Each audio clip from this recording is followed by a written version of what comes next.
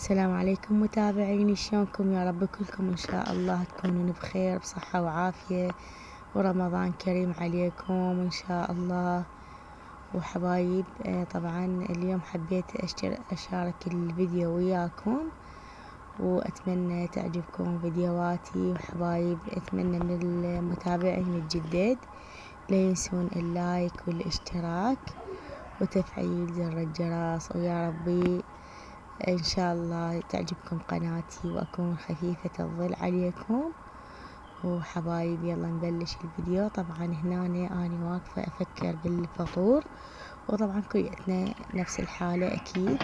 سويت طبخة مرقة مال بتيتة وتمن، يعني قلت خل أسوي هالموجود لأن ما بدي حيل والله صراحة أروح للسوق، فسويت هالموجود اللي عندنا. سويت مرقة مال بتيتة وتمن، وهنا لهم سوينا شوربة، وعندنا همبرجر هم بالمجمدة هم طلعته هنا دا أموعة حتى أطلعهم ونقليهن.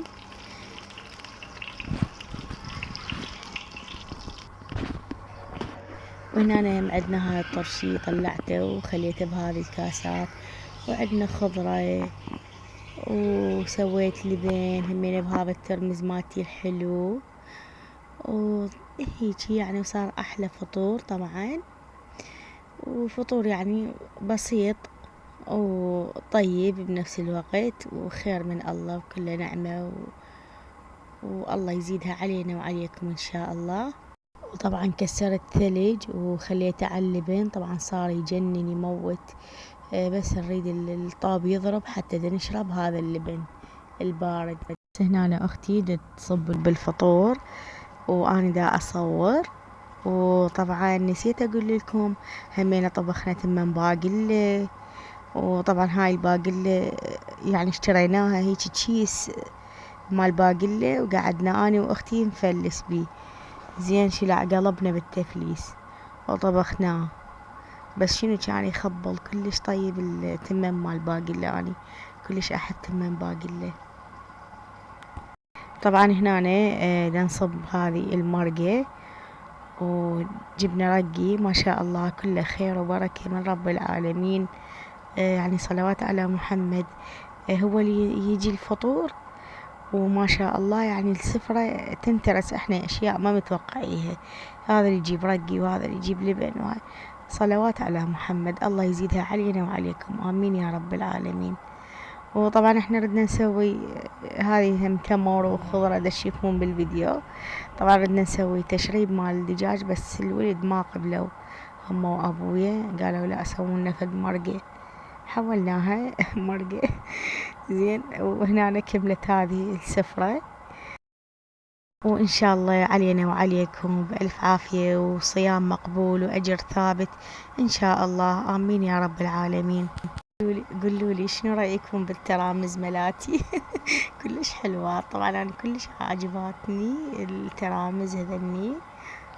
طبعا أحسن اختراع أحسن مني يعني دولته، خصوصا إحنا ما شاء الله يعني عائلتنا كبيرة، والله يحفظهم إن شاء الله يا رب ويحفظكم آمين يا رب العالمين. طبعا شوفوا هنا إحنا قاعدين وجانا صينية جتنا مال بيبسي ما أقول لكم يعني أشياء لا على البال ولا على الخاطر، ما شاء الله يعني كله خير وبركة من رب العالمين سبحان الله، والله يزيدها علينا وعليكم آمين يا رب العالمين.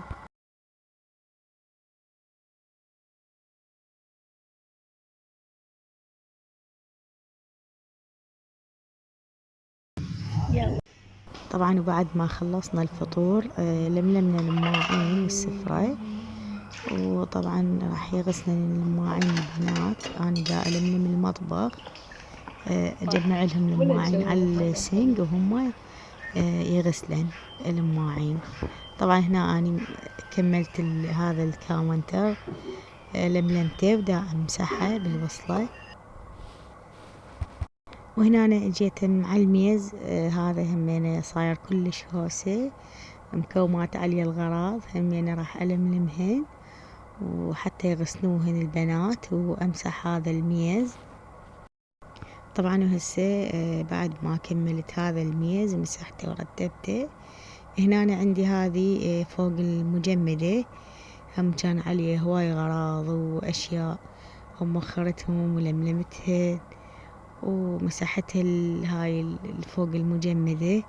وطبعا هنا عندنا الطباخ كلش كان يعني وسخ، يعني سوينا فطور وهذي فكان مخبوص كلش، عليه جذوره وطاوات هم وخرتهم وجلفته بالجلافة ومسحته بالوصلة وصار هيجي شكله ترتب.